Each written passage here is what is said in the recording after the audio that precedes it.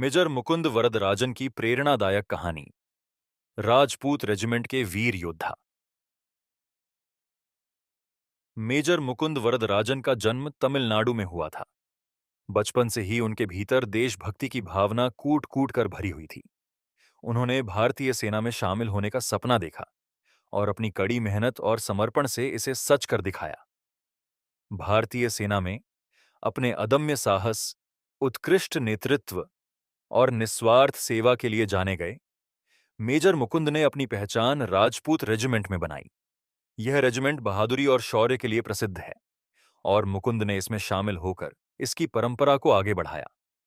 कुछ समय बाद मेजर मुकुंद को जम्मू और कश्मीर के आतंकवाद प्रभावित क्षेत्र में कोस्टवसनवीं राष्ट्रीय राइफल्स बटालियन बाट्स में भेजा गया। यह बटालियन आतंकवाद विरोधी अभियानों के लिए विशेष रूप से बनाई गई है और जम्मू कश्मीर में तैनात है, जहां देश के कुछ सबसे कठिन और खतरनाक परिस्थितियों में सैनिकों को अपनी ड्यूटी निभानी होती है।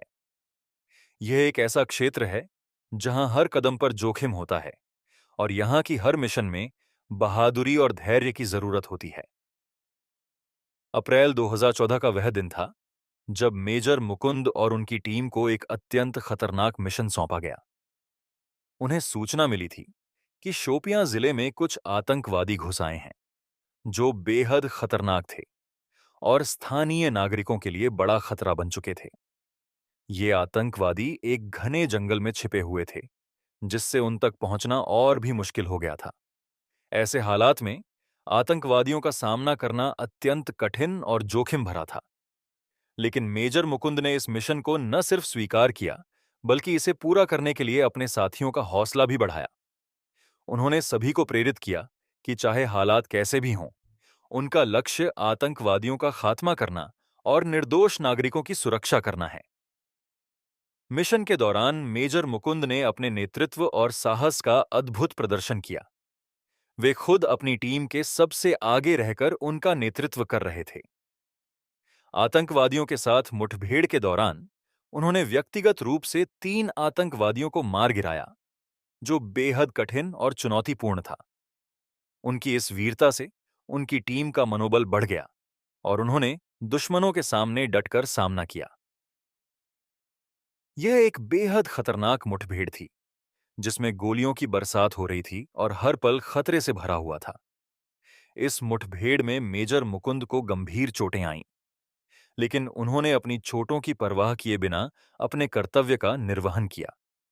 उनके घायल होने के बावजूद उन्होंने अपने साथियों का नेतृत्व करना जारी रखा और पूरी टीम को निर्देशित करते रहे, ताकि मिशन पूरा हो सके और आतंकवादियों का खात्मा किया जा सके।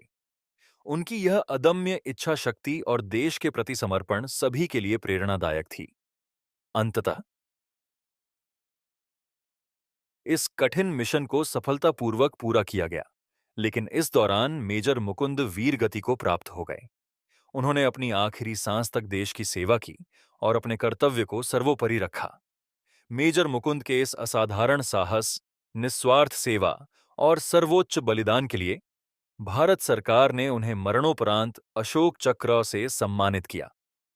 अशोक चक्र भारत का सर्वोच्च शांतिकालीन वीरता पुरस्कार है, जो उन वीर सैनिकों को दिया जाता है जिन्होंने अपनी जान की परवाह किए बिना देश के प्रति अपने कर्तव्य को निभाया हो।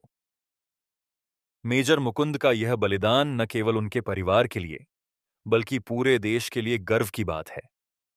उनकी बहादुरी की यह कहानी हर भारतीय के दिल को छू जाती है और यह हमें याद दिलाती है कि हमारे सैनिक कितनी कठिनाइयों और जोखिमों का सामना करते हुए देश की रक्षा करते हैं।